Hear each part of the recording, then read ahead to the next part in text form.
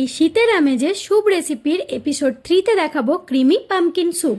যাদের আলু একদম চলে না তাদের জন্য এই ক্রিমি পামকিন স্যুপ।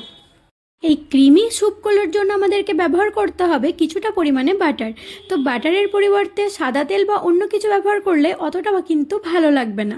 তো বাটারের মধ্যে প্রথমেই দিয়ে দিতে হবে কিছুটা পরিমাণে রসুন কুচি, আর তারপরে দিতে হবে কিছুটা পরিমাণে পেঁয়াজ কুচি।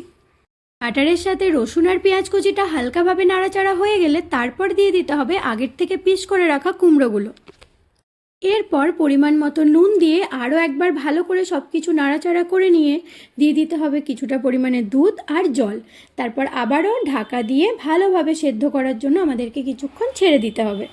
বেশ কিছুক্ষণ পর যখন কুমড়োগুলো একদম নরম হয়ে যাবে তখন আমাদেরকে এটা ঠান্ডা হওয়ার জন্য ছেড়ে দিতে হবে। একদম ঠান্ডা হয়ে গেলে তারপর মিক্সার গ্রাইন্ডারে দিয়ে আবার একটা স্মুদি পেস্ট বানিয়ে নিতে হবে। আগের রেসিপিতে যে পটেটো স্যুপ বানানো দেখিয়েছিলাম এটাও সেম প্রসেসেই আমাদেরকে বানিয়ে ফেলতে হবে।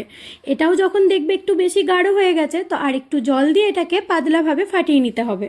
ওর থেকে আমি ছড়িয়ে নিয়েছিলাম কিছুটা পরিমাণে অরিগানো, চিলি ফ্লেক্স আর গোলমরিচ। তোমরাও তোমাদের মতো ইচ্ছে মতো যা খুশি এটা দিয়ে পরিবেশন করতে পারো। ক্রিমি স্যুপের সাথে ওপর থেকে ছোট ছোট করে বাটার টোস্ট বা এই মাখনাগুলো যদি দেওয়া হয় খেতে কিন্তু খুব ভালো লাগে। মাখনার পরিবর্তে বাড়িতে যদি পাউরুটি থাকে সেটাকেও ছোট ছোট করে পিস করে বাটার দিয়ে ভালোভাবে দুপিঠ সেঁকে নিলেও খেতে কিন্তু ঠিক সেমই লাগবে। আর এই পামকিন স্যুপেতে কিন্তু আমি চিজ বা ফ্রেশ ক্রিম এসব কিচ্ছু দিইনি, তাই আমার মনে হয় এই স্যুপের রেসিপিটা বাচ্চা থেকে বুড়ো সবাই খেতে পারবে। তো তোমরাও একদিন ঝটপট বানিয়ে নাও আর আমাকে জানাতে কিন্তু ভুলো না।